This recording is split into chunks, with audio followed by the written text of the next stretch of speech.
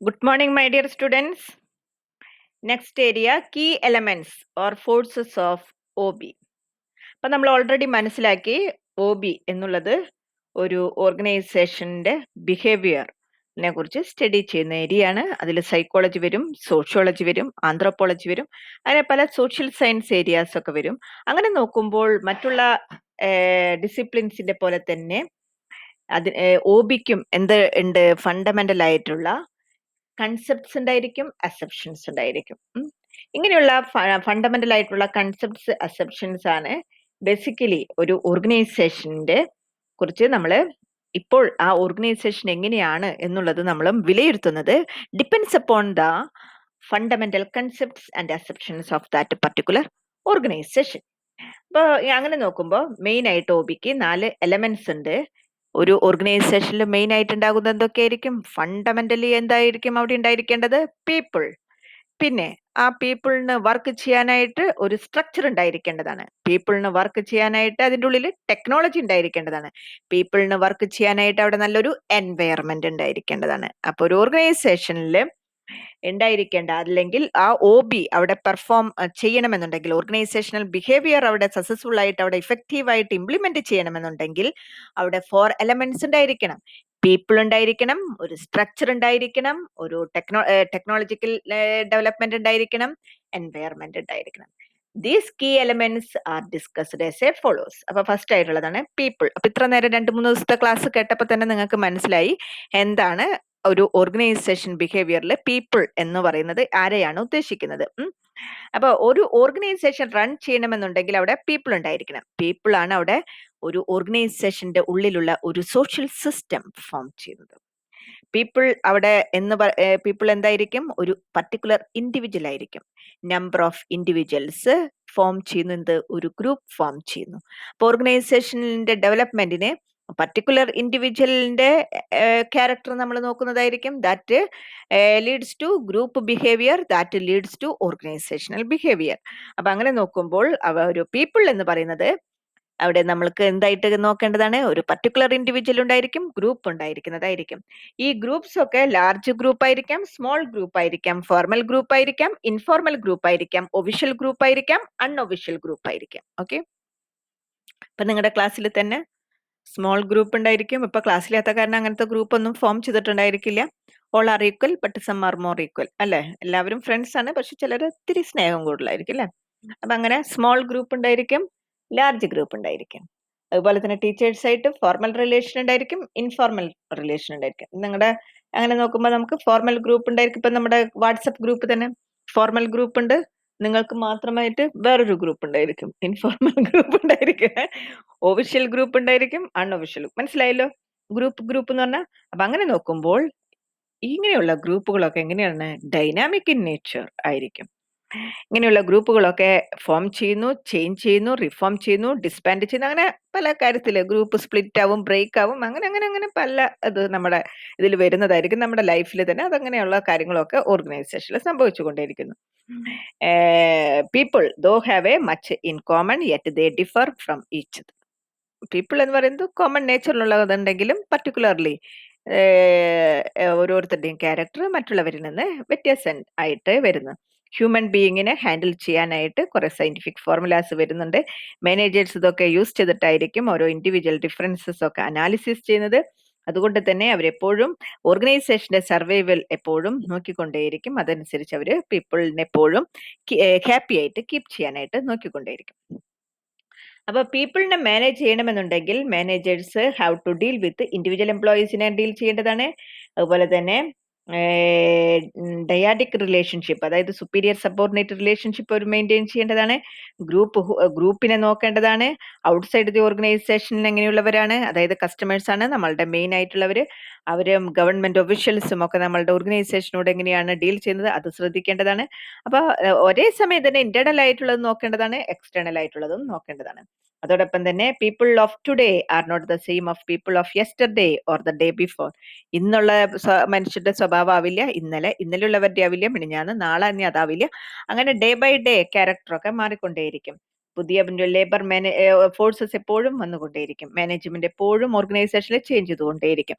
Leadership practices എപ്പോഴും change ചെയ്തുകൊണ്ടേയിരിക്കും. ഇതൊക്കെ organisational ബിഹേവിയറിന്റെ challenges ആയിട്ട് വന്നുകൊണ്ടേയിരിക്കും.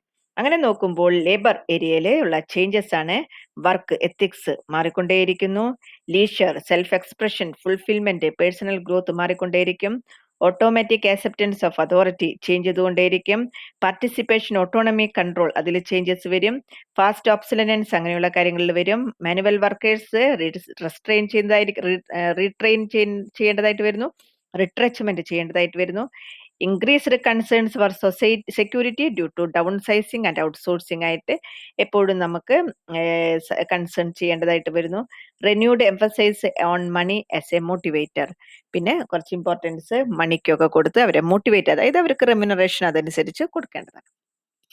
ഓക്കെ, അങ്ങനെയാണ് പീപ്പിളിനെ മാനേജ് ചെയ്യേണ്ടത്. ഇനി സ്ട്രക്ചർ നോക്കുമ്പോൾ ഒരു ഓർഗനൈസേഷൻ എന്ന് പറയുന്നത് ഓൾറെഡി നമ്മൾ നേരത്തെ പറഞ്ഞു ഒരു സോഷ്യൽ സിസ്റ്റം ആയിരിക്കും.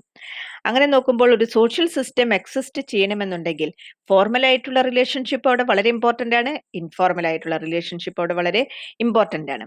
ഫോർമൽ ആയിട്ടുള്ള റിലേഷൻഷിപ്പിനെയാണ് നമ്മൾ സ്ട്രക്ചർ എന്ന് പറയുന്നത്. Line organisation, line and staff organisation, matrix organisation, അങ്ങനെ നിങ്ങൾ S1 BComൽ നിങ്ങൾ പഠിച്ചിട്ടുണ്ടായിരിക്കും. അപ്പൊ ഓരോ ഇതിന്റെയും അനുസരിച്ച് ഓരോ ഓർഗനൈസേഷന്റെ ഗോൾസ്, ഒബ്ജക്റ്റീവ്സ് ഒക്കെ നോക്കിയിട്ട് ആ ഓർഗനൈസേഷന് സ്യൂട്ടബിൾ ആയിട്ടുള്ള സ്ട്രക്ചർ നമ്മൾ എടുക്കുന്നതായിരിക്കും. Different people perform these different jobs. അവര് ആ ഓർഗനൈസേഷനിൽ അവർക്ക് എന്തൊക്കെ ജോബാണോ അവർക്ക് അസൈൻ ചെയ്തിട്ടുള്ളത് അങ്ങനെയുള്ള ജോബുകളൊക്കെ അവർ പെർഫോം ചെയ്യുന്നു. അങ്ങനെ നോക്കുമ്പോൾ ഏതെങ്കിലും ഒരു സ്ട്രക്ചറൽ വേലായിരിക്കും അവരത് ചെയ്യുന്നുകൊണ്ടിരിക്കുന്നത്. അവരുടെ വർക്ക് ഇഫക്റ്റീവായിട്ട് മറ്റുള്ളവർ കോർഡിനേറ്റ് ചെയ്തിട്ടുണ്ടായിരിക്കും. അപ്പൊ അവിടെ എന്ത് വരുന്നതായിരിക്കും? അവിടെ ചിലപ്പോൾ പ്രോബ്ലംസ് ഓഫ് കോപ്പറേഷൻ വരും, നെഗോഷിയേഷൻ വരും, ഡിസിഷൻ മേക്കിംഗ് അങ്ങനെയുള്ള പ്രോബ്ലംസ് ഒക്കെ വരുന്നതായിരിക്കും. പക്ഷേ ഇതൊക്കെ ഓർഗനൈസേഷണൽ സ്ട്രക്ചേഴ്സിൽ മെയിൻറ്റെയിൻ ചെയ്യാനായിട്ട് സാധിക്കുന്നുണ്ട്.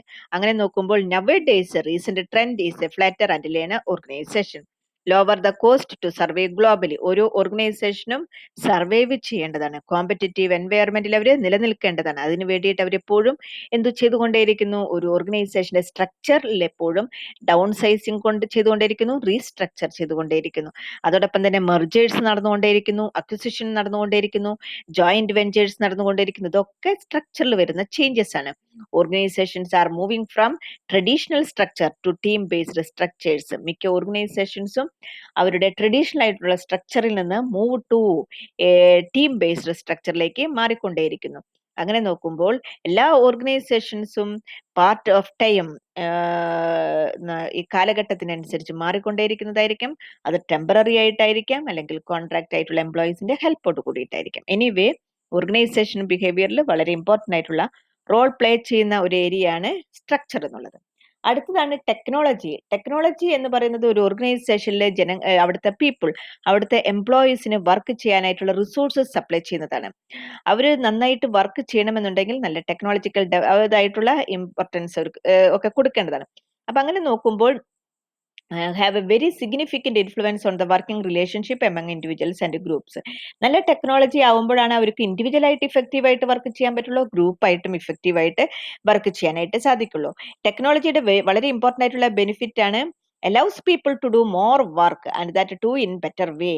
നല്ല രീതിയിൽ കൂടുതലായിട്ട് വർക്ക് ചെയ്യാനായിട്ട് ജനങ്ങളെ അലൗ ചെയ്യുന്നതാണ് നല്ലൊരു ടെക്നോളജി.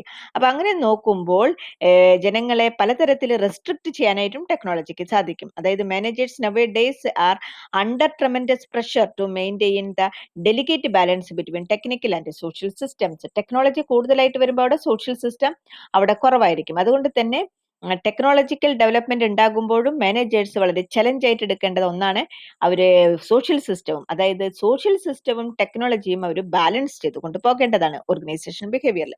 അടുത്തതാണ് എൻവയർമെന്റ്. എൻവയർമെന്റ് എന്ന് പറഞ്ഞാൽ നമുക്ക് മനസ്സിലായി ചുറ്റുപാട്, നമ്മൾ വർക്ക് ചെയ്യുന്ന നല്ല ഒരു ചുറ്റുപാട്.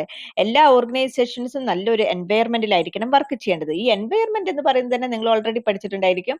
മാനേജറിയൽ എക്കണോമിക്സിൽ ഇന്റേണൽ ആയിട്ടുള്ളത് എക്സ്റ്റേണൽ ആയിട്ടുള്ളതൊക്കെ കുറെ കാര്യങ്ങൾ പഠിച്ചിട്ടുണ്ട്. ഇന്റേണൽ എൻവയർമെന്റ് ഉണ്ട്, എക്സ്റ്റേണൽ എൻവയർമെന്റ്. എല്ലാ ഓർഗനൈസേഷൻസ് ഒരു ലാർജ് സിസ്റ്റം ആയിട്ട് നമ്മൾ നോക്കാം. ആ ലാർജ് സിസ്റ്റം സബ് ആയിട്ട് ഡിവൈഡ് ചെയ്യുന്നു, സ്മോൾ സ്മോൾ സിസ്റ്റംസ് ആയിട്ട്, സ്മോൾ സ്മോൾ എലമെന്റ്സ് ആയിട്ട്.